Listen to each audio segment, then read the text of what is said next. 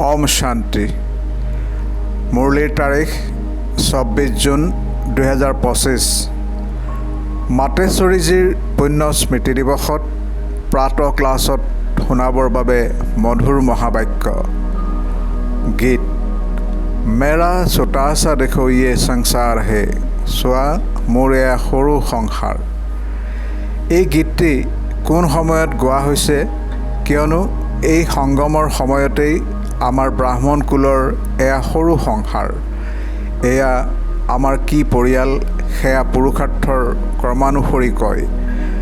আমি পৰম পিতা পৰমাত্মা শিৱৰ নাতি নাতিনী, ব্ৰহ্মা সৰস্বতীৰ মুখ বংশাৱলী সন্তান আৰু বিষ্ণু শংকৰ আমাৰ বৰদেউতা আৰু আমি পৰস্পৰ ভাই ভনী। এয়াই হৈছে আমাৰ সৰু সংসাৰ। ইয়াৰ পাছত আৰু সম্বন্ধ ৰচাই নাই। এই সময়ত সম্বন্ধ ইমানেই বুলি কোৱা হ'ব। চোৱা আমাৰ সম্বন্ধ কিমান শ্ৰেষ্ঠ হৰ্তাকৰ্তাৰ লগত। আমাৰ ককা হৈছে শিৱ, তেওঁৰ নাম কিমান উচ্চ। তেওঁ গোটেই মনুষ্য সৃষ্টিৰ বীজ ৰূপ। সকলো আত্মাৰ কল্যাণকাৰী হোৱাৰ বাবে তেওঁক হৰ হৰ ভোলানাথ শিৱ মহাদেৱ বুলি কোৱা হয়। তেওঁ গোটেই সৃষ্টিৰ দুখহৰ্তা সুখকৰ্তা। তেওঁৰ দ্বাৰা আমি সুখ শান্তি পবিত্ৰতাৰ শ্ৰেষ্ঠ অধিকাৰ প্ৰাপ্ত কৰোঁ। শান্তিত আকৌ কৰ্মবন্ধনৰ কোনো হিচাপ নিকাচ নাথাকে, কিন্তু এই দুয়োটা বস্তু পবিত্ৰতাৰ আধাৰতহে ৰখা হয়। যেতিয়ালৈকে পিতাৰ প্ৰতিপালনৰ সম্পূৰ্ণ আশীৰ্বাদ লৈ পিতাৰ পৰা প্ৰমাণপত্ৰ প্ৰাপ্ত কৰা নাই, তেতিয়ালৈকে সেই উত্তৰাধিকাৰ পাব নোৱাৰে। চোৱা ব্ৰহ্মাৰ ওপৰত কিমান ডাঙৰ কামৰ দায়িত্ব আছে।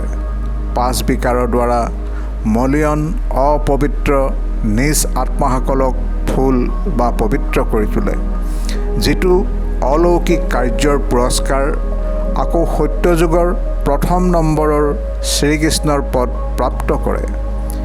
এতিয়া চোৱা সেইজন পিতাৰ সৈতে তোমালোকৰ কেনেকুৱা সম্বন্ধ। গতিকে কিমান নিশ্চিন্ত আৰু আনন্দিত হ'ব লাগে। এতিয়া সকলোৱে নিজৰ অন্তৰ সোধা, মই পূৰ্ণ ৰীতিৰে তেওঁৰ হৈ গৈছোনে? বৰদান। সদায় অতীন্দ্ৰিয় সুখৰ দোলনাত ডুলি থাকোঁতা সংগম যুগৰ সকলো অলৌকিক প্ৰাপ্তিৰে সম্পন্ন হোৱা। যিসকল সন্তান অলৌকিক প্ৰাপ্তিৰে সদায় সম্পন্ন হৈ থাকে, তেওঁলোক অতীন্দ্ৰিয় সুখৰ দোলনাত ডুলি থাকে। যেনেকৈ অতিকৈ মৰমৰ সন্তানক দোলান দোলাই থাকে, তেনেকৈ সৰ্বপ্ৰাপ্তি সম্পন্ন ব্ৰাহ্মণৰ দোলনা হৈছে অতীন্দ্ৰিয় সুখৰ দোলনা। এই দোলনাত সদায় ডুলি থাকা।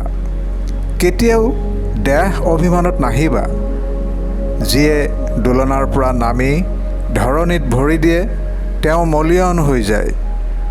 উচ্চতকৈও উচ্চ পিতাৰ স্বচ্ছ সন্তানসকল সদায় অতীন্দ্ৰিয় সুখৰ দোলনাত ডুলি থাকে, মাটিত ভৰি দিব নোৱাৰে। শ্লোগান। মই ত্যাগী, এই অভিমানো ত্যাগ কৰাটোহে সঁচা ত্যাগ। ওম শান্তি। অব্যক্ত সংকেত। আত্মিক স্থিতিত থকাৰ অভ্যাস কৰা, অন্তৰ্মুখী হোৱা। যেতিয়া নিজক অকালমূৰ্ত আত্মা বুলি বুজিবা, তেতিয়া অকাল মৃত্যুৰ পৰা, আকালৰ পৰা, সৰ্ব সমস্যাৰ পৰা ৰক্ষা পাব পাৰিবা। মানসিক চিন্তা, মানসিক পৰিস্থিতিসমূহ দূৰ কৰাৰ একমাত্ৰ সাধন হৈছে নিজৰ এই পুৰণা শৰীৰৰ বোধ ত্যাগ কৰা। দেহ অভিমান নোহোৱা কৰিলে সকলো পৰিস্থিতি নোহোৱা হৈ যাব। ওম শান্তি।